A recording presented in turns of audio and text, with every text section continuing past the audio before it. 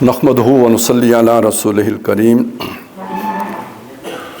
अम्मा बाद फ़ाऊज़ु बिल्लाहि मिनश शैतानिर रजीम। बिस्मिल्लाहिर रहमानिर रहीम। हुवल्लज़ी अरसला रसूलहु बिल हुदा व दीनिल हक़्क़ि लियुज़हिरहु अलद्दीनि कुल्लिहि वलौ करिहल मुशरिकून। व क़ाल तबारक व तआला हुवल्लज़ी बअस फ़िल उम्मिय्यीन रसूलन मिनहुम यतलू अलैहिम आयातिहि व युज़क्कीहिम व युअल्लिमुहुमुल किताब वल हिक्मा व इन कानू मिन क़ब्लु लफ़ी ज़लालिम मुबीन। सदक़ल्लाहुल अज़ीम। रब्बि इश्रह ली सदरी व यस्सिर ली अमरी वहलुल उक़दतम मिन लिसानी यफ़क़हू क़ौली। आमीन या रब्बल आलमीन। जनाब सदर मजलिस अल्ताफ़ हुसैन लंगड़ियार साहब, तंज़ीम असातिज़ा के दीगर ज़िम्मेदारान, मोहतरम असातिज़ा किराम, मैं आपको सामीन नहीं कहता, सब असातिज़ा हैं। मेरे वालिद साहब भी उस्ताद रहे हैं, तो उस एतबार से मुझे सामीन कहते हुए झिझक महसूस होती है। जो हमारा आज का मौजू है, मैं बराह रास्त उसकी तरफ आता हूँ और इस मौजू के अंदर एक चीज़ मौजूद है, मैं चाहता हूँ पहले वो हमारे सामने आ जाए। और जो चीज़ मौजूद है कि जब हम ये कहते हैं एयाए तहज़ीब इस्लामी, तो दर हकीकत हम इस बात का इकरार करते हैं कि हम किसी मुर्दा शय को ज़िंदा करने की बात कर रहे हैं। मैं ये आपके सामने इसलिए उजागर करना चाहता हूँ कि ये हकीकत है, इसका एतराफ़ हमें शऊरी तौर पर कर लेना चाहिए। इस्लाम बतौर तहज़ीब इस वक्त एक ज़िंदा हकीकत नहीं है, और आपने जो मौजू चुना है वो सही चुना है, लेकिन इसका शऊर और इदराक पूरी तरह ठोक बजा के अपने दिलों में कर लेना चाहिए कि यस, ऐसा ही है। वो जैसे मुसलमान आज दुनिया में कोई हैसियत नहीं रखते, ऐसे ही आज दुनिया में इस्लामी तहज़ीब कहीं मौजूद नहीं है। जिस दुनिया में हम रहते हैं, इस दुनिया का तसव्वुर है कि ये गाँव की मानिंद हो गई है, और इस गाँव में जिस चौधरी की बात चलती है वो मगरबी तहज़ीब है, वो हमारी इस्लामी तहज़ीब नहीं है। और इस्लामी तहज़ीब और मगरबी तहज़ीब में जो बुनियादी फ़र्क है वो रूह व बदन का फ़र्क है। इस्लामी तहज़ीब ईमान पर खड़ी होती है और मगरबी तहज़ीब मादा परस्ती पर खड़ी है। जितने फ़लसफ़े दुनिया में मुरव्वज हैं, उनका तज्ज़िया करके देख लीजिए, उनकी बुनियाद में मादा परस्ती की शराब से सैराब किए गए होंगे। और इस्लामी तहज़ीब की बुनियाद ईमान है। अज़ आदम अलैहिस्सलाम ता मुहम्मद रसूलुल्लाह सल्लल्लाहु अलैहि वसल्लम, ये जिस इल्म पर खड़ी है इस्लामी तहज़ीब, वो ईमान का इल्म है, इल्म हकीकत है। अब चूँकि हमारे मौजू का पहला जुज़ है तालीम, और तालीम से जब हम बात करते हैं तो हमारे सामने ज़ाहिर है अभी भी बात हो रही थी, लेकिन ये कि अगर हम उस बात को वुसअत दें तो दो किस्म के इदारे हमारे सामने हैं, दीनी तालीम के इदारे और दुनियावी तालीम के इदारे। फिर दुनियावी तालीम के इदारों में भी कई अक़साम आ जाती हैं, तबकाती बुनियाद पर भी तकसीम है। ये बीकन हाउस है और सिटी स्कूल सिस्टम है, और ये ज़रा जो कीड़े मकोड़े हैं उनके लिए भी एक निज़ाम है। फिर उनकी आत्मा को भी पुरसकून रखने के लिए इंग्लिश मीडियम है और ये कि उर्दू मीडियम है। देहात और शहर का भी फ़र्क है। तो हमारा तो वो निज़ाम तालीम भी पता नहीं कितने किस्म की जो है अक़साम में तकसीम है, और वो भी बोसीदा तरीन है, वो एक अलग कहानी है। लेकिन जो बड़ी तकसीम है वो ये है कि दुनिया की तालीम और दीन की तालीम। आप अहले इल्म हैं, जब अहले इल्म की बात करते हैं तो उसे दो हिस्सों में तो तकसीम नहीं करते। इल्म तो एक वैदत है, हाँ, उसके आगे दो बाजू हैं कह लीजिए, उसकी दो शाखें हैं कह लीजिए। अल इल्म इल्मान, इल्म अबदान व इल्म अदियान। इल्म के दो शाखें हैं, उसके दो हिस्से हैं, दो उसके दरिया हैं। एक इल्म अबदान है, एक इल्म अदियान है। एक दीन का इल्म है, एक बॉडीज़ का इल्म है। और ये बात भी सही है कि दुनिया का इख्तियार जो अल्लाह ने इंसान को दिया है वो दुनिया के इल्म की बुनियाद पर दिया है। वअल्लमा आदम अल अस्मा कुल्लहा, फरिश्तों ने कहा था हम आप पर ईमान भी रखते हैं, तकदीस भी करते हैं, आपकी तहमीद भी करते हैं, तो ये खिलाफत हमें गोया मिल जानी चाहिए। तो अल्लाह ने फरमाया कि ये ज़रा चीज़ों के नाम मुझे बताओ। جب انہوں نے ہاتھ اٹھا لیے تو آدم سے پوچھا آپ بتاؤ، انہوں نے بتا دیے خواص، یہ سارا فزیالوجی کیا ہے، فزکس کیا ہے، یہ جس کو آئے گا خلافت اس کو ملے گی، اس میں کوئی شک نہیں ہے، لیکن یہ کہ اس کے اندر امامت کا رنگ تب پیدا ہوگا جب اسے وَإِمَّا يَأْتِيَنَّكُم مِّنِّي هُدًى فَمَن تَبِعَ هُدَايَ فَلَا خَوْفٌ عَلَيْهِمْ وَلَا هُمْ يَحْزَنُونَ۔ دکھوں سے، تکالیف سے، بدامنی سے، فساد سے، عالمگیر جنگ سے، جنگ عظیم نمبر 1 سے، تیسری جنگ عظیم سے وہ تب بچے گا جب اس علم کی پیروی کرے گا جو ہم انسان پر اتاریں گے، وگرنہ محض علم الابدان جو ہے وہ لڑائی نہیں ختم کر سکتا، اختیار دے سکتا ہے، زمین کی طاقتیں ہاتھ میں آ جائیں گی، آپ 440 کیا 11,000 کیا 1,32,000 وولٹ کرنٹ قابو کر لیں گے، یہ سلیمان علیہ السلام کے جنوں سے بہت بڑی طاقت ہے جو آپ کے ہاتھ میں آ جائے گی، آپ جو ہے ہواؤں میں اڑیں گے، پانیوں میں تیریں گے، بلکہ ڈبکیاں لگائیں گے، اندر غوطے لگا کے چیزیں نکال کے لے آئیں گے، لیکن آپ کو زمین کے اوپر رہنے کا طریقہ نہیں آ سکے گا۔ We are taught to fly in the air like birds and to swim in the water like fishes. But how to live on earth? We do not know.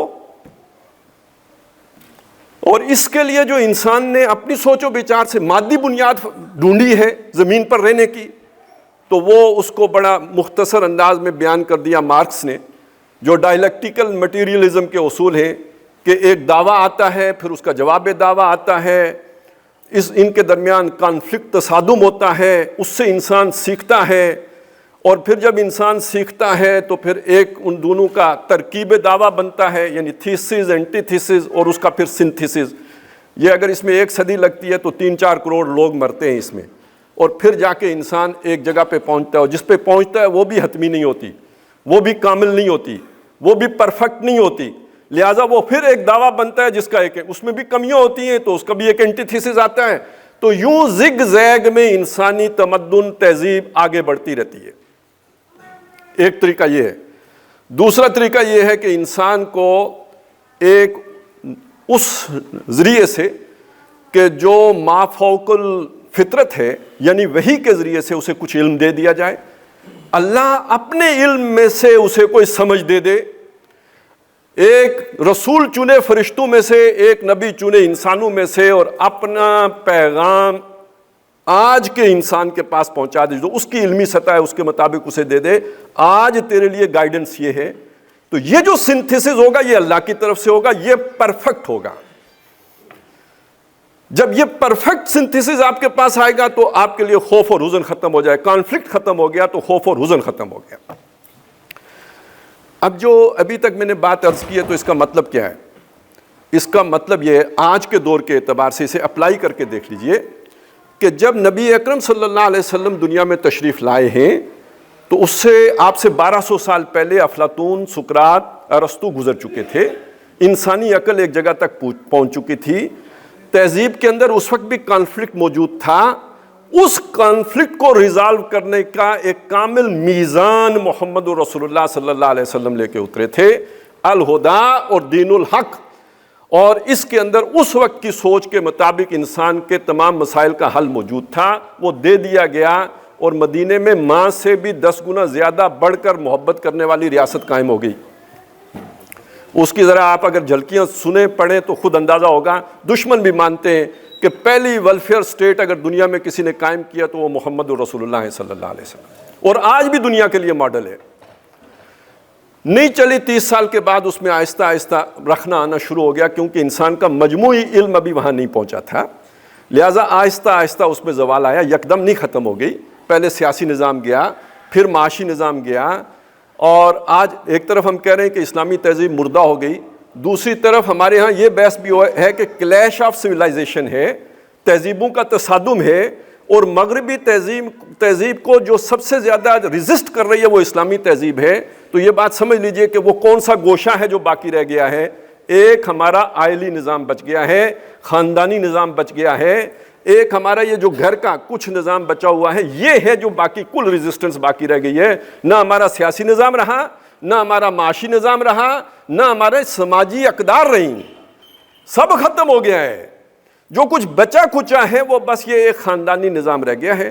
اس کے لیے بھی سوشل انجینئرنگ پروگرام بھی launch ہو گیا ہے، اور اس کے لیے بعض ہینڈسم لوگ بھی لانچ ہو گئے ہیں کہ ان کو اب اپنا بناؤ آپ آئیڈیل، اور ان کے مطابق اپنے گھروں کو استوار کرو۔ کیا عدت شدت کیا چیز ہوتی ہے، دفعہ بلا پرانی تہذیب کی چیزیں ہیں، نئے فیشن اختیار کرو۔ تو ہم نے دیکھا ہے کہ فیشن میں الجھ کر اکثر ہم نے اسلاف نئی تہذیب کے ہم نے دیکھا ہے کہ فیشن میں الجھ کر اکثر اپنی تہذیب کے شاداب چمن بیچ دیے، نئی تہذیب کی بیرو بہاروں کے عوض اپنی تہذیب کے شاداب چمن بیچ دیے۔ تو یہ جو ہم نے اپنی تہذیب کے شاداب چمن تھے وہ تو بیچ چکے ہم، اور ہم آج کے فیشن کے اوپر لٹو ہو چکے۔ اور ایک وہ ایجوکیشن ہے جو کسی ادارے میں ہوتی ہے، ایک ماس ایجوکیشن بھی ہوتی ہے نا، اس کا بھی تو ایک انتظام ہے۔ سوشل انجینئرنگ پروگرام در حقیقت جو این جی اوز کے ذریعے سے ہو رہا ہے اور بہت ہائی لیول پہ ہو رہا ہے، اقوام متحدہ کی سطح پر ہو رہا ہے، لیجسلیشن کی سطح پہ ہو رہا ہے، وہ ماس ایجوکیشن اور ماس جو ہے نا وہ ماسز کو چینج کرنے کا پروگرام ہے، وہ اور لیول کی ایجوکیشن ہے جو ہو رہی ہے۔ تو بہرحال جو بات میں عرض کر رہا تھا کہ یہ بات سمجھ لیجئے کہ یہ جو اسلامی تہذیب ہے یہ مادیت پر نہیں کھڑی ہے، یہ روحانیت پر کھڑی ہے، یہ علم پر کھڑی ہے، اور علم حقیقت پر کھڑی ہے، اور علم ایمان کے علم پر کھڑی ہے۔ تو اس کے ساتھ جب ہم جوڑ کے دیکھیں گے کہ نبی صلی اللہ علیہ وسلم کے دور میں تو ایک بات ہو گئی، پھر اس کے بعد ہماری اس تہذیب کے اوپر جو حملہ آیا وہ یونان کی منطق کا آیا، یونان کے فلسفے کا آیا۔ کوئی امام غزالی اٹھے، کوئی ابن تیمیہ اٹھے، انہوں نے وہ جو علمی سیلاب تھا اس کا منہ موڑا، اور ایک نیا علم کلام، اب یہ علم کلام کی میں وضاحت ابھی تھوڑی دیر میں کر دوں گا، وہ ایک نیا علم کلام جو ہے وضع کیا، جو اس سے مختلف تھا جو نبی صلی اللہ علیہ وسلم کے دور میں تھا۔ یہ ایک نئی سطح کی بات تھی، آج کے عقل کی سطح کی، یعنی اس آج سے 700 سال پہلے کی عقل کی سطح کی بات تھی۔ اور اب مسلمانوں کے اندر وہ ایمان کی ایک نئی، یوں سمجھیے کہ طرز استدلال، ایک نیا طرز استدلال پیدا کیا، تاکہ وہ ایمان دلوں کے اندر سے نکل نہ جائے، تاکہ اللہ پر، آخرت پر جو یقین ہے اس میں کوئی کمی نہ آ جائے، اس کی بنیاد پڑی اور اسلام محفوظ رہا۔ لیکن یہ جو ہمارا دور ہے، جسے آپ تقریباً چلیں 400 سال پر محیط کہہ لیں، جب سے مغرب کا احیا ہوا ہے اور سائنسی بنیاد پر تہذیب جو ہے وہ پروان چڑھی ہے، جسے میں مادی بنیاد کہتا ہوں، وہ اسے سائنسی بنیاد کہتے ہیں، یس بالکل سائنسی بنیاد ہے۔ اس کا نتیجہ کیا نکلا ہے، ہمارے نوجوانوں کے اوپر کیا اس کے اثرات ہوئے ہیں، ہم نہیں جانتے، کم جانتے۔ میں صرف ایک چھوٹی سی مثال آپ کو دے دوں کہ حاشر بن ارشاد، ایک ویسے سنا تو یہ ہے کہ وہ خود عالم دین تھے، اور اس میں ان کے والد صاحب بھی عالم دین تھے، اس کے بعد ان کو بھی دینی تعلیم دی گئی، اور آج کل وہ لبرلزم کہہ لیجئے، الحاد کہہ لیجئے، اس کے سب سے بڑے وکیل ہیں۔ تو کہیں غامدی صاحب کی کسی کوئی استدلال تھا، اس کے اوپر انہوں نے گرہ یہ لگائی کہ غامدی صاحب جس تہذیب کے وکیل ہیں اس کا بنیادی مقدمہ ہی غیر علمی ہے۔ مقدمہ کیا ہے؟ ایمان، اور ایمان کی بنیاد کیا ہے؟ وہ کیا کہتے ہیں؟ غیر علمی ہے۔ کیوں غیر علمی ہے؟ ظاہر ہے ان کے نظر میں علم صرف سائنس ہے، علم صرف حواس خمسہ سے حاصل ہوتا ہے، جو ہے حواس خمسہ سے ثابت نہیں کی جا سکتی، وہ غیر علمی ہے۔ آپ کے نوجوان کے لیے آج اللہ پر ایمان ایک غیر علمی حقیقت ہو گئی ہے، آپ کے نوجوان کے لیے آج آخرت پر ایمان، حوروں پر ایمان، جنت پر ایمان، دوزخ پر ایمان ایک غیر علمی حقیقت، فرشتوں پر ایمان ایک غیر علمی حقیقت ہو گئی ہے۔ تو جس علم پر آپ کی تہذیب کھڑی ہے، جب وہ علمی غیر حقیقی قرار پا گیا تو تہذیب کی کہاں ہے پھر؟ وہ کس بنیاد پر اب کھڑی ہوگی؟ چنانچہ ہم جیسے کوئی ہاتھ پاؤں مارتا ہے نا، یہ ہاتھ پاؤں مارنا ہے جب ہم یہ کہتے ہیں کہ ہمارا نظام مغرب کے نظام سے بہتر ہے، ہم اصل میں اب کہاں پہ آ کے کھڑے ہو گئے؟ مادی بنیاد پر کھڑے ہو گئے۔ آج کل اب روزے شروع ہو رہے ہیں تو آپ کو اکثر اس طرح کی چیزیں ملیں گی کہ روزے کے یہ طبی فوائد ہیں۔ اس کا کیا مطلب ہے؟ ہماری مجبوری بن گئی ہے کہ اب ہم طبی فوائد بتا کر اپنی قوم کو روزہ رکھنے پر آمادہ کریں۔ میں یہ نہیں کہتا کہ یہ نہیں کہنے چاہیے، یہ بھی ہے، لیکن یہ وہ شے ہے جو اضافی ہے، یہ یقین مزید کے لیے ہے، وَلَٰكِن لِيَطْمَئِنَّ قَلْبِي کے لیے ہے۔ جیسے ابراہیم علیہ السلام نے کہا تھا کہ اللہ تو مردوں کو کیسے زندہ کرے گا، مجھے دکھا۔ اللہ نے کہا فلم تؤمن، کیا تو مانتا نہیں؟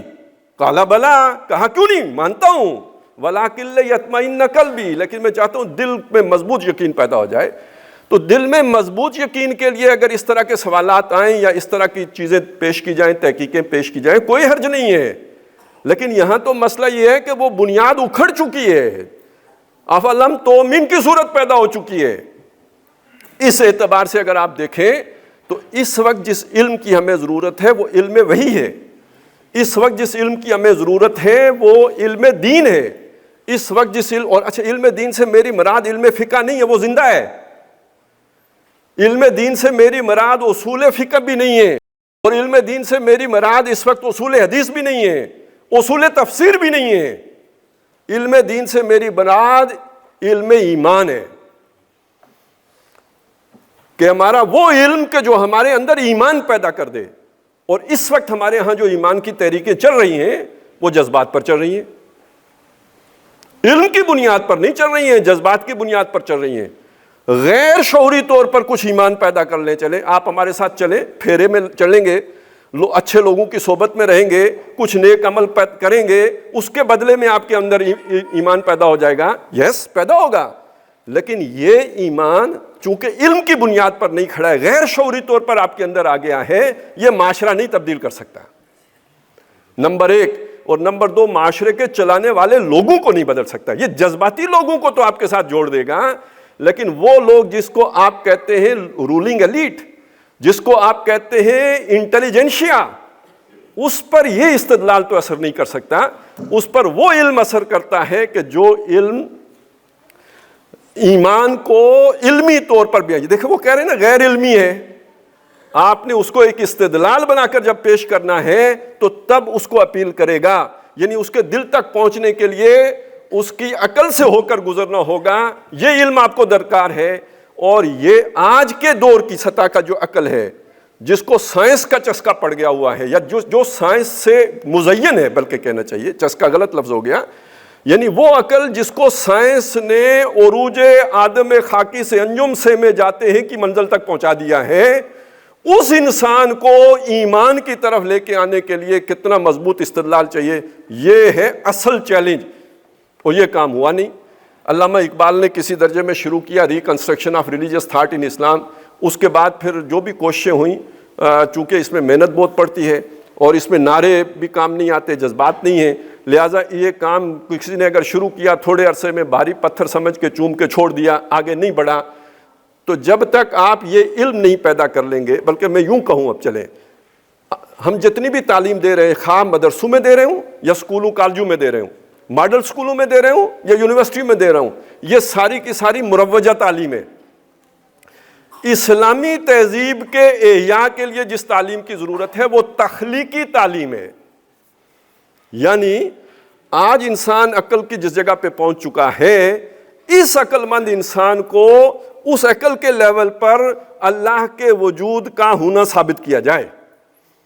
پرانے دلائل سے یہ نہیں مانے گا، پرانے استدلال سے بھی نہیں مانے گا، جذبات سے بھی نہیں مانے گا، آج کی علمی سطح کے مطابق ایمان کا استدلال پیدا کرنا پڑے گا، تب وہ جا کے مانے، یہ ہوگا تخلیقی علم۔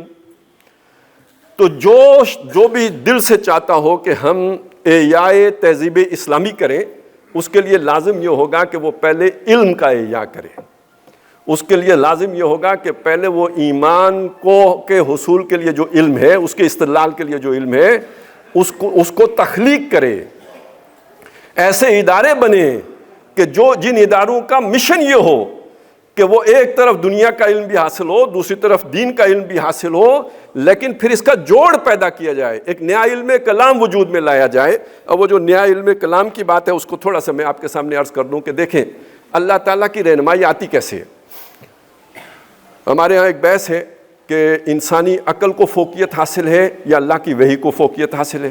بطور مسلمان ہم یہ بات ماننے پہ مجبور ہیں کہ وحی اللہ کا کلام ہے، وہ انسانی اللہ کی جو سوچ ہے، سمجھ ہے، علم ہے، وہ تو لامحدود ہے، انسان کی سوچ، اس کا علم محدود ہے، لہٰذا لامحدود کا علم یقیناً اس کی وہ جو ہے غالب ہونا چاہیے، اس کو حاکم کی حیثیت ہونی چاہیے، انسانی عقل اللہ کی وحی کے تابع ہونی چاہیے، یہ بطور مسلمان ہمارا ایمان ہے۔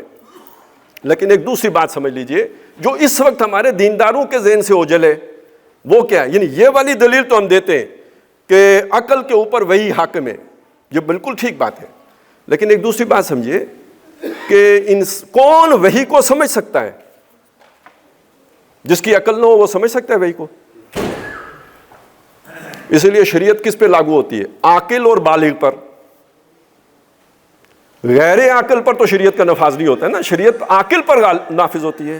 تو یہ جو انسان کی عقل درجہ بدرجہ آگے بڑھی ہے، ایک آدم علیہ السلام کے دور میں عقل تھی جہاں پہ تھی اتنی اللہ نے ہدایت دے دی، نوح علیہ السلام کے دور میں انسان کی عقل جہاں تھی اتنی ہدایت دے دی، موسیٰ علیہ السلام کے دور میں انسان ترقی کرتے کرتے ارتقا کرتے کرتے سمجھ کی جس سطح پہ آیا اور تمدن جس سطح پہ تھا، ظاہر قبیلے کا دور ہے، ابھی قبائلی طور طریقے ہی تھے، منظم انسان ہوا تھا، قبیلے کی سطح پہ ہوا تھا، لہٰذا وہ قبیلے کی سطح کے لیے جو رہنمائی تھی وہ دے دی۔ قرآن مجید کے 2 رکوعوں میں ساری سمو دی گئی، سورہ بنی اسرائیل کا رکوع نمبر 3 اور رکوع نمبر 4، کل 10 کمانڈمنٹس جو حضرت موسیٰ علیہ السلام کو دیے گئے وہ جو ہے وہ 2 رکوعوں میں آ گئے۔ اچھا، ساتھ حکمت نہیں دی گئی، صرف احکام دیے گئے۔ بعد میں عیسیٰ علیہ السلام بھیجے گئے 1400 سال کے بعد، اور وہ چونکہ سقراط افلاطون وغیرہ کے 600 سال بعد آئے ہیں، تو ان کو جو کتاب دی گئی اس میں احکام نہیں تھے، احکام وہی موسیٰ علیہ السلام کے، لیکن ان کو دی گئی حکمت، انجیل میں حکمت دی گئی۔ یعنی یہ حکم آپ کو کیوں دیا گیا؟ آپ ذرا سوچئے، آپ 7 سال کے بچے کو جو بات کہتے ہیں وہ سمجھاتے ہیں کہ کیوں کہہ رہے ہیں آپ یہ کرو یہ نہ کرو، کیونکہ وہ ابھی سمجھ نہیں رہا، آپ اسے صرف ڈوز اینڈ ڈونٹس بتاتے ہیں۔ وہی بچہ جب 12 13 14 سال کا ہوتا ہے، اگر آپ سمجھدار والدین ہیں، اب اس کے سامنے پوری حقیقت رکھ کے وہی حکم بتاتے ہیں نا کہ یہ اس لیے کرو اور یہ اس لیے نہ کرو، اس کا یہ فائدہ ہے اور یہ نقصان ہے، یہ کرنے سے یوں ہوگا اور یہ کرنے سے یہ ہوگا۔ تو جب تک بچہ اس عمر کو نہ پہنچ جائے آپ اسے اس فعل کی یا اس امر کی حکمتیں نہیں بتا سکتے۔ یوں ہی سمجھ لیجئے جب انسان کی عقل ابھی اس دور میں تھی جو فرعون کا دور ہے یا موسیٰ علیہ السلام کا دور ہے، اس وقت اسے حکمت نہیں سکھائی گئی، اسے صرف احکام دیے گئے 10 کمانڈمنٹس۔ اور جب عیسیٰ علیہ السلام کا دور آیا، انسان باشعور ہو گیا، اب انہی احکام کی حکمت بھی دی گئی، تورات میں جو ہے انجیل میں حکمت دے دی گئی۔ قرآن مجید جو دیا یہ الہدیٰ بھی ہے اور یہ اسی کے اندر حکمت بھی ہے۔ ابھی جو آیت میں نے آپ کو سنائی اس میں دیکھیے ساری کتنی باتیں آئی ہیں، هو الذی بعث فی الامیین رسولا منہم یتلو علیہم آیاتہ، اللہ کی آیات کمانڈمنٹس بھی ہیں، بادشاہ ہے اس کی کمانڈمنٹس ہیں، یتلو علیہم آیاتہ ویزکیہم، ان کا تزکیہ بھی کرتا ہے اسی کتاب، کیونکہ یہی شفا ہے، شفاء لما فی الصدور ہے، ویعلمہم الکتاب، وہ جو احکام ہیں ان کی تعلیم بھی دیتا ہے، وہ جو اللہ کے کمانڈمنٹس آئے ہیں ان پر عمل کیسے کرنا ہے وہ بھی سکھاتا کون ہے؟ محمد الرسول اللہ۔ اللہ کا حکم ہے نماز پڑھو، کیسے پڑھیں گے؟ محمد الرسول اللہ سکھائیں گے۔ والحکمہ، اور اس کی حکمت کیا ہے؟ نماز کیوں پڑھو؟ اقیم الصلاۃ لذکری، اور کیوں پڑھیں؟ استعینوا بالصبر والصلاۃ، تو نماز کی حکمت بھی بتائیں گے، روزے کی حکمت بھی بتائیں گے، لعلکم تتقون، لعلکم تشکرون، لعلہم یرشدون، وہ ساری حکمتیں بھی ساتھ بتائیں گے اور ساتھ احکام بھی دیں گے۔ کیوں؟ اب انسان اس جگہ پہ آ گیا ہے کہ اللہ کی آخری ہدایت کا متحمل ہو سکتا ہے۔ اگر یہ ہدایت موسیٰ علیہ السلام کے دور میں دے دی جاتی، انسان ابھی اتنا عاقل نہیں تھا کہ اسے سمجھ سکے، آج اتنا عاقل ہو چکا ہے کہ اسے سمجھ سکتا ہے، لہٰذا اللہ نے دے دی۔ اب جو یہ اعتراض آتا ہے کہ اسلام یا قرآن 1500 سال پرانی کتاب ہے، بہت آگے سفر ہو گیا ہے، تو یہ بات سمجھ لیجئے کہ اللہ نے جب ہدایت کامل کر دی تو یہ جتنا بھی سفر آگے ہوا ہے یہ سب اللہ کو معلوم تھا، اللہ کے علم میں تھا۔ اگر اللہ تعالیٰ 10,000 سال تک نبوت چلاتا رہا اور اب آ کے اس نے ختم کر دی، تو اس کا مطلب ہے کہ انسان نے جتنا بھی آگے بڑھنا تھا اس کے لیے کافی اور شافی ہدایت قرآن میں دے دی گئی ہے۔ آج جتنے مسائل ہیں ان کا حل قرآن میں موجود ہے، آپ کو ڈھونڈنا ہوگا۔ آج ایمان کے لیے جس استدلال کی ضرورت ہے وہ قرآن میں موجود ہے، آپ کو تلاش کرنا ہوگا، لیکن آج کی عقل کو سمجھنا ہوگا، یہ آپ کی سمجھ پر مبنی ہے۔ یہ آپ کو اب کوئی فرشتہ لا کے نہیں بتائے گا، یہ آپ نے دیکھنا ہے کہ آج کے مسئلے مسائل کیا ہیں، آج انسان کا علم کہاں پہنچا۔ اچھا، جب یہ دیکھنا ہے تو اس علم کے اب آگے پھر 2 چیزیں آ جائیں گی۔ ابھی وہ صنعتی علم کی بات بھی آئی تھی، لیکن یہ کہ اصل میں جس کا تہذیب کے اندر زیادہ رول ہوتا ہے وہ تو آپ کی سوشیالوجی، عمرانیات ہے، سیاسیات ہے، معاشیات ہے، یعنی جو ایک تہذیب کی عکاس ہوتی ہیں. تو جو آپ کا ذہین نوجوان ہے یا جس نے اس مسئلے کا حل پیش کرنا ہے، سائنس میں تو مسئلہ ہی نہیں نا. دیکھیں اگر فرض کریں سائنس کہتی ہے کہ سورج حرارت دیتا ہے، تو کیا قرآن یہ کہتا ہے کہ حرارت نہیں دیتا؟ سائنس یہ کہتی ہے دن اور رات کا جو الٹ پھیر ہے یہ سورج کی وجہ سے اور زمین کی گردش کی وجہ سے، تو کیا قرآن اس کا انکار کرتا ہے کہ ایسا نہیں ہے؟ یہاں کوئی جھگڑا نہیں ہے، سائنس کے ساتھ قرآن کا کوئی جھگڑا نہیں. جھگڑا آ کے سوشل سائنسز میں کھڑا ہوتا ہے. یہ سود کے بغیر معیشت نہیں چل سکتی، یہ ادھر سود اعلان جنگ ہے، ادھر جو ہے سیاست کھڑی ہے عوامی حاکمیت پر، ادھر عوامی حاکمیت شرک ہے. جھگڑا سارا یہاں آ کے کھڑا ہوتا ہے. لہٰذا یہ سمجھ لیجئے کہ مسئلے مسائل سارے سوشل سائنسز کے میدان میں ہیں. تو جو علم ہم نے حاصل کرنا ہے آج کا کہ انسان کہاں تک پہنچ گیا، وہ سوشل سائنسز کا علم ہے، ادھر سے قرآن کا علم. اب اس قرآن کے علم کو آج کے سوشل سائنٹسٹ کے علمی سطح کے مطابق لا کے پیش کرنا، یہ ہوگا در حقیقت ایک لیول پہ آپ کہہ لیں کہ وہ استدلال جو ہمارے نظام کو محکم کرے گا. اور دوسری طرف اس جو سائنسی تہذیب ہے، اس سے جو فلسفہ پیدا ہوا ہے جسے ہم الہاد کہتے ہیں، جس کو ہم جو ہے وہ دھیریت سے تعبیر کرتے ہیں، بے خدا تہذیب وجود میں آ گئی ہے، گاڈ لیس سوسائٹی بن گئی ہے. اس کے لیے جو اعلیٰ یعنی ایمان کی سطح پر جو ہمیں آج کی عقل کو سامنے رکھنے کے لیے استدلال پیدا کرنا ہوگا، اسے علم الکلام کہیں گے. تو آج کے غزالی پیدا کرنے کی ضرورت ہے، آج کے جو ہے وہ ابن تیمیہ پیدا کرنے کی ضرورت ہے. یہ علم کے میدان میں ہوگا. یہ علم جب تخلیق پائے گا تو ہم تہذیب کے احیاء کی طرف قدم اٹھا سکیں گے. نہیں تو کوششیں بہت ہوں گی، ہو بھی رہی ہیں. آج بھی دنیا میں مسلمانوں سے زیادہ قربانی کوئی نہیں دے رہا، اور آج سے نہیں دے رہے، 200 سال سے دے رہے ہیں. 1831 میں آپ کو پتہ ہے تحریک شہیدین، اس سے پہلے انگریزوں کو ریزسٹ بھی مسلمانوں ہی نہیں کیا تھا، ہندو تو بعد میں اس میں شامل ہوئے، پہلے تو مسلمان ہی کھڑے ہوئے تھے. 1831 کی تحریک شہیدین، 1857 کی جنگ آزادی، اسی طرح تحریک خلافت، تحریک ترک موالات، تحریک پاکستان، اور یہ پوری دنیا میں جو آزادی کی تحریکیں، یہ سب ہم نے لڑیں، ہم نے جانیں دیں. کروڑوں مسلمان اسلام میں جو ہے وہ جام شہادت نوش کر گئے، لیکن ہماری تہذیب کا احیاء تو نہیں ہوا. اس لیے کہ اس کے احیاء کا آغاز وہ کھڑی جس ایمان پر ہے، جب تک وہ ایمان اثر نو آج کی سطح پر پیدا نہیں ہوتا تو ہمیں ثواب ملتا رہے گا، شہادت کا درجہ بھی نصیب ہوتا رہے گا. اور اس کے لیے جو ہے بہرحال یہ بھی بہت بڑی فضیلت کی بات ہے کہ جسے ملے.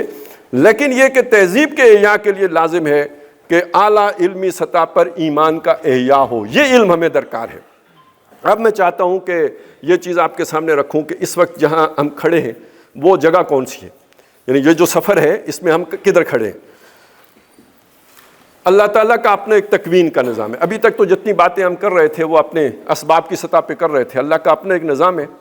اس نظام کے اعتبار سے ایک بات جان لیجئے، دنیا جیسے ہمارا یقین ہے کہ قیامت ہوگی، مانتے ہیں نا ہم سب قیامت ہوگی، ختم سارا کچھ، اور ہم مانتے ہیں بعد بعد الموت ہوگا، مرنے کے بعد دوبارہ جی اٹھیں گے، ہمارا یقین ہے نا اس بات پر. اسی طرح کا یقین کم از کم آپ لوگ جو بیٹھے ہوئے ہیں آپ کو اس پر ہونا چاہیے کہ دنیا کے خاتمے سے قبل پوری روئے ارضی پر، پوری زمین پر، اس گلوب پر اللہ کا دین غالب ہوگا. یہ ہونا ہی ہونا ہے. جیسے قیامت ہونا لازم ہے، جیسے مرنے کے بعد دوبارہ جی اٹھنا لازم ہے، اسی طرح اس دنیا کے خاتمے سے قبل کل روئے ارضی پر اللہ کا دین نے غالب ہونا ہے. ہونا ہے تو یہ انسانوں کے ہاتھ ہی ہوگا، اور جو اس کے لوازمات ہیں وہ سارے پورے ہونے ہیں، اس کے بغیر تو نہیں ہو سکتا.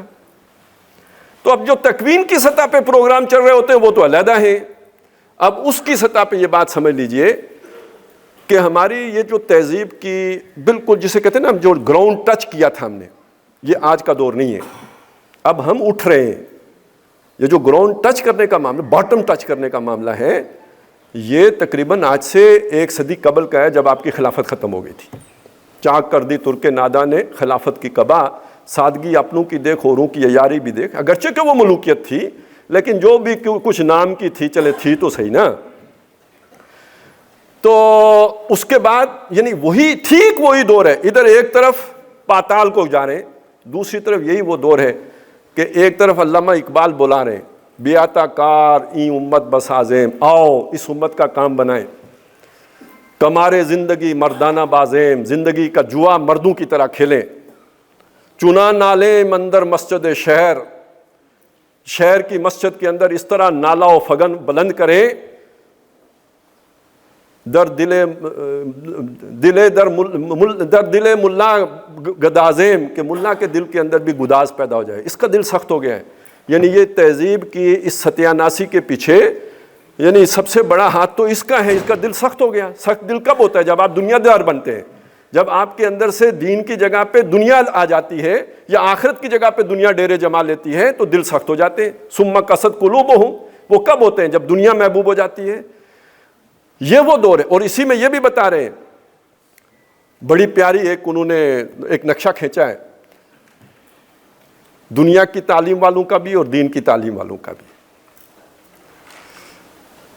وہ جاتے ہیں کسی مسجد میں، تصور میں کیجئے مسجد میں گئے اور وہاں کی ویرانی دیکھی، اور وہاں پھر انہوں نے ایک صدا لگائی کہ وہ کیا ہے، اندر محراب مسجد سو گیا کون، ندا مسجد کی دیواروں سے آئی، فرنگی بت کدے میں کھو گیا کون۔ اگر مولوی صاحب سو گئے تھے تو وہ تو سو گئے، چلیں انہوں نے کام چھوڑ دیا، تو یہ جو باقی امت ہے یہ فرنگی بت کدے میں جا کے کھو گئی ہے۔ وہ اگر اپنے مدرسے میں سو گئے ہیں تو آپ بھی تو فرنگی بت کدے کے جو اسکول کالج یہ جو تعلیم ہے اسی میں کھو گئے۔ فرنگی بت کدے میں کھو گیا کون؟ تو اب اس روشنی میں دیکھیے، آؤ اٹھو، ہمت کرو تاکہ اس امت کا کام بنائیں، اور یہ کام بنانے کے لیے فقیری کرنی پڑے گی۔ فارسی کا ایک قطعہ ہے، بہت ہی اونچی بات ہے جو اقبال نے اس میں بیان کی ہے، کہ جس میں وہ یہ کہتے ہیں کہ جذبہ قرآن زیغمی روبائی است۔ ایک آدمی اگر شعر بھی ہو نا، پوٹینشل اس کا شعر کا ہو، یعنی میں یا آپ پوری دنیا بدلنے کی صلاحیت رکھتے ہوں، اگر جذبہ قرآن زیغمی، اگر قرآن ہمارے ساتھ نہیں ہوگا نا، ہم لومڑی بن جائیں گے۔ لومڑ کیا ہوتا ہے؟ چالاک، عیار، مکار۔ آج مسلمانوں کے بڑے بڑے لیڈروں کا جو ہے نا چہرہ دیکھ لیجئے اور ان کا کردار دیکھ لیجئے، اس ایک مصرے کا مصداق ہے، جذبہ قرآن زیغمی روبائی است۔ بڑے بڑے کمانڈو، وہ پرویز مشرف، اور ہے کیا؟ ڈبل گیم کرنے والا، دھوکے باز۔ دھوکا ہے، شیطانی سے کیوں نہ کرے؟ مسلمان تو جھوٹ نہیں بولتا نا، مسلمان بھی نہیں جھوٹ بولے گا، تو جھوٹ بولنا ہے نا، امریکہ سے بولیں یا انڈیا سے بولیں۔ تو جذبہ قرآن زیغمی روبائی است، فقر قرآن اصل شہنشاہی است۔ یہ میرے پاس کیا ہے اور کیا نہیں ہے، میری دنیا کہاں ہے، میں کتنی تنخواہ لیتا ہوں، سٹیٹس کیا ہے، ڈگری کتنی ہے، اس سب سے مستغنی ہو جانا اصل شہنشاہی تو یہ ہے۔ یہ وہ جگہ ہے جہاں انسان پہنچتا ہے تو اس کی ایک اور آنکھ کھلتی ہے۔ میں اگلے 2 مصرے چھوڑ رہا ہوں، ایک اور آپ کو شعر سنا دیتا ہوں، وہ بھی بہت پیارا شعر ہے۔ کار جہاں بانی سے ہے دشوار تر کار جہاں بینی، کار جہاں بانی سے ہے دشوار تر کار جہاں بینی۔ ایک دنیا کا انتظام و انصرام ہے جو بش کر رہا ہے، کوئی اور ہمارے بھی کر رہے ہیں، امن و امان کو باہر رکھو اور ملک چلاؤ اور اچھی گورننس، گڈ گورننس، یہ کار جہاں بانی ہے۔ اس سے مشکل دنیا کو دیکھنا ہے، حقیقت کیا ہے؟ اللہم ارنی حقیقت الاشیاء کما ہی، اللہ مجھے چیزوں، حضور دعا کر رہے ہیں، اللہ مجھے چیزوں کی حقیقت دکھا جیسے کہ وہ ہیں۔ اصل علم تو یہ ہے، جو شے کی حقیقت کو نہ دیکھے وہ نظر کیا ہے؟ تو کار جہاں بانی ہے دشوار، کار جہاں بانی سے ہے دشوار تر کار جہاں بینی، جگر خون ہو تو چشم دل میں ہوتی ہے نظر پیدا۔ آپ تانے سہیں گے اپنے بزرگوں کے، آپ تانے سہیں گے اپنے گھر والوں کے، آپ جب حلال پہ قناعت کریں گے اور مشن کو اوڑھنا بچھونا بنائیں گے، ظاہر ہے آپ پھر دنیا تو نہیں کما سکتے۔ جب آپ دنیا نہیں کما سکیں گے تو ظاہر آپ کے اندر ایک صلاحیت ہے، پوٹینشل ہے، وہ آپ کے والدین کو بھی نظر آتی ہے، ان کا مستقبل بھی انہیں نظر آتا ہے کہ آپ کے ذریعے سے روشن ہوگا، اور آپ جب کسی اور شے کو مشن بنا لیں گے تو وہ آپ سے خوش تو نہیں ہو سکتے. آپ نے تو ان کی لوٹیاں ہی ڈبو دی، ان کی امیدوں پہ جھاڑو پھیر دیا، تو وہ ملامت کریں گے، وہ تانے دیں گے، اور جب روکھی سوکھی پہ گزارا کرنا پڑے گا تو بہرحال بیگم صاحبہ بھی تو اس پہ خوش نہیں ہو سکتی. اچھا، یہ روز تانے سن کے آپ کے دل پر کچھ گزرے گی یا نہیں گزرے گی؟ کوئی ڈھیٹ آدمی تو نہیں ہے، آپ سینسیٹیو بندے ہیں، تبھی تو آپ ان حقائق تک پہنچے ہیں. تو یہ ساری چیزیں آپ کا جگر چھلنی کریں گی یا نہیں کریں گی؟ یہ جب جگر چھلنی ہوتا ہے تو وہ نظر پیدا ہوتی ہے کہ جس سے علم تخلیق پاتا ہے. جب تک جگر نہ بندہ کھا پی پیٹ بھرا ہوا ہو اور اتنا بھرا ہو کہ توند بھی نکل آئے تو اس پر کہاں سے آوردی آمد ہوگی؟ اس کے لیے تو جگر چھل نہیں کرنا پڑتا. یہ علم سیکھنے کے لیے ایک اور طرح کا فکر کرنا پڑتا ہے کہ آدمی کما سکتا ہو لیکن اس نے اپنے آپ کو کسی بلند تر مقصد کے لیے وقف کر دیا ہو. بہت ساری باتیں ہیں کرنے کی. مجھے ویسے ابھی نعیم صدیقی صاحب یاد آ گئے، کسی اور حوالے سے یاد آ گئے.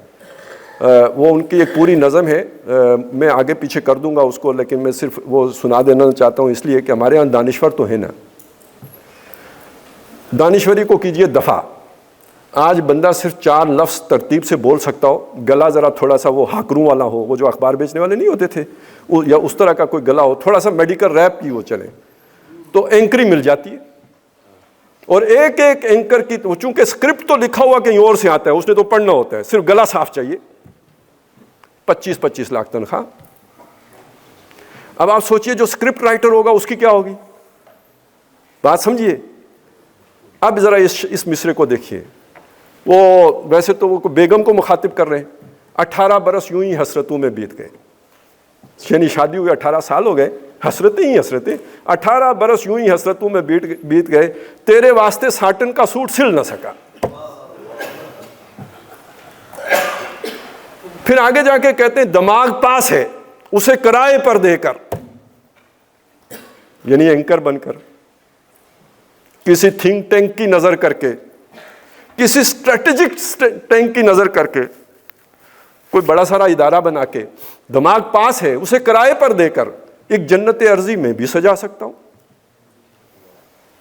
لیکن یہ سوچ تو لو، میرے ضمیر کی روح جب کر گئی پرواز، ایک زندہ لاش کو بنٹھن کے کیا دکھاؤ گی؟ تو بھئی اس تعلیم کی ہمیں ضرورت ہے. یہ افراد جب ہم پیدا کر لیں گے جو دماغ کرائے پر نہ دیں، اللہ تعالیٰ مغفرت فرمائے، فوت ہو گئے. میں صرف مثال اس لیے دے رہا ہوں، میں ان کی توہین و تحقیر کے لیے مثال نہیں دے رہا ہوں، آج کے نوجوانوں کے لیے مثال دے رہا ہوں. بندہ وہ بھی بن سکتا ہے. مولانا کوثر نیازی بھی تو تھے نا، ٹھیک ہے نا، صلاحیت تو تھی. انہوں نے دماغ ایوب خان کو دے دیا تھا، نیازی ٹرانسپورٹ شروع ہو گئی تھی. چوائس ہمارے پاس بھی ہوگی. اگر آپ نظام کوہنہ کے لیے خطرناک بنیں گے تو آپ کو بھی آفر آئے گی، وزیر بنیں گے، آپ کو بھی آفر آئے گی. آپ کی شادی کرا دیتے ہیں ایلیٹ کلاس میں، حضور کو آ سکتی ہے تو آپ کو نہیں آئے گی. تو یہ فکر درکار ہے. فکر سمجھے آپ، نہ سٹیٹس کا فکر رہے، نہ دولت کا رہے، نہ اچھے کھانے پینے کا رہے. یہ لوگ ہیں جو نیا علم کلام تخلیق کر سکتے ہیں. جو یہ نہ کر سکے تو وہ کار جہاں بانی تو کر سکتا ہے، کار جہاں بینی نہیں کر سکتا. ہمیں اس علم کی ضرورت ہے. ہمیں یہ ہمارا یعنی یوں سمجھ آ جائے یہ دنیا حقیر ہے، اس کی کوئی حیثیت نہیں ہے. یہ سمجھ آ جائے، واقعی آ جائے، سمجھ آ جائے، جذباتی بات نہ رہے کہ یہ اس کی اہمیت مچھر کے پر سے بھی زیادہ نہیں ہے. اور یہ حدیث ہے، اللہ کے نبی کا فرمان ہے. یہ سمجھ آ جائے کہ دنیا سجن المومن ہے، جنت الکافر ہے. تب ہم دنیا اللہ کی نظر میں بھی ہمارا کوئی مقام بنے گا اور دنیا کی امامت کے قابل ہوں گے. دیکھیے خلافت علیحدہ شے ہے، امامت علیحدہ شے ہے. اگر آپ خلافت کی بات کرتے ہیں تو دنیا کی خلافت اس وقت امریکہ کے پاس ہے. جس کے پاس اختیار ہے وہ خلیفہ ہے. مما جعلکم مستخلفین فی. امامت کی بات کرتے ہیں تو امامت کب ملتی ہے؟ ابراہیم علیہ السلام کو ملی نا، قرآن میں ذکر ہے. کب ملی؟ وَإِذِ ابْتَلَىٰ ابراہیم ربہ بکلمات، جب اس کے رب نے ابراہیم کو چند کلمات کے ذریعے سے آزما لیا، پھر ملی۔ کلمات کیا تھے؟ سب سے پہلے عقل کا امتحان ہے، حقائق تک پہنچتا ہے یا نہیں پہنچتا۔ جب وہاں پہنچ گئے تو اگلا امتحان ہے، قوم کے سامنے پیش کرنے کی ضرورت ہے یا نہیں ہے۔ جب پیش کر لیے تو اگلا امتحان ہے، آگ میں چھلانگ لگا سکتا ہے یا نہیں لگا سکتا۔ اس پہ بھی پورے اترے تو اب امتحان ہے، سب کو چھوڑ کے، ماں باپ گھر بار ہر شے چھوڑ کے اللہ کے توکل پہ نکل سکتا ہے یا نہیں نکل سکتا۔ 87 برس کی عمر میں مانگا تانگا اللہ نے بیٹا دیا، اللہ دیتا، جو تو خالص اللہ دیتا تھا نا، مل گیا۔ وہ جب 100 سال عمر پہنچی، پہلے تو ذرا یہی سوچئے کہ اس عمر میں بیٹا مل رہا ہے اور ماں بیٹے دونوں کو چھوڑ کے بے واد غیر ذی زرع اس میں چھوڑ کے چلے جاتے ہیں۔ امتحان ہے نا۔ اور وہ جب 13 سال کا ہوتا ہے، اب آتا ہے خواب، چلاؤ چھری۔ یہاں جا کے ممتحن نے کی بس، قد صدقت الرؤیا، ابراہیم تو نے یہ خواب بھی سچ کر دکھایا، بس کر۔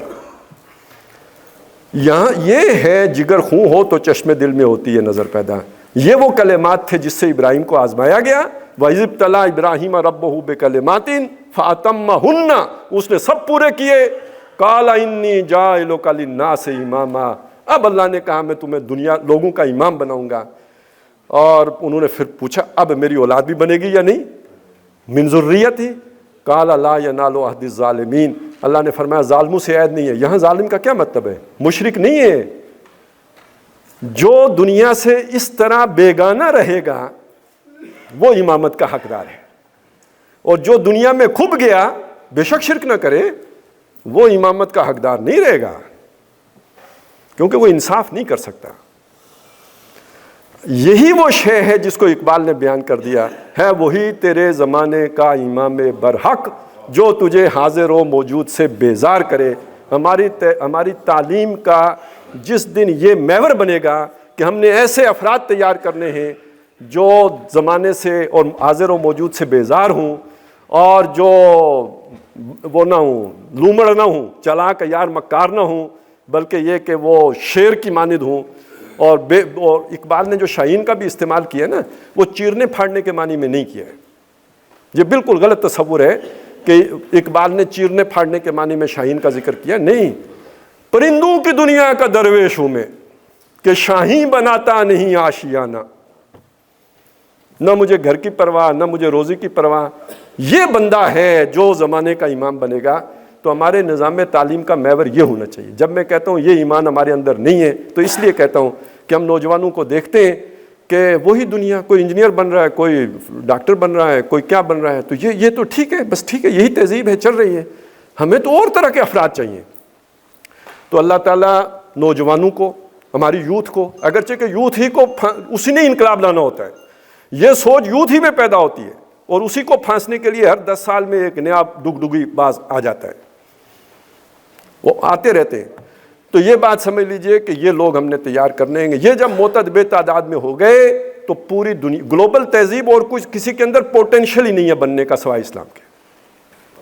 لڑائیاں پیدا کر سکتے ہیں، تیسری عالمگیر جنگ ہو سکتی ہے، ورلڈ آرڈر اگر کسی کے اندر بننے کا پوٹینشل ہے وہ صرف اسلام میں اور کسی میں ہے ہی نہیں۔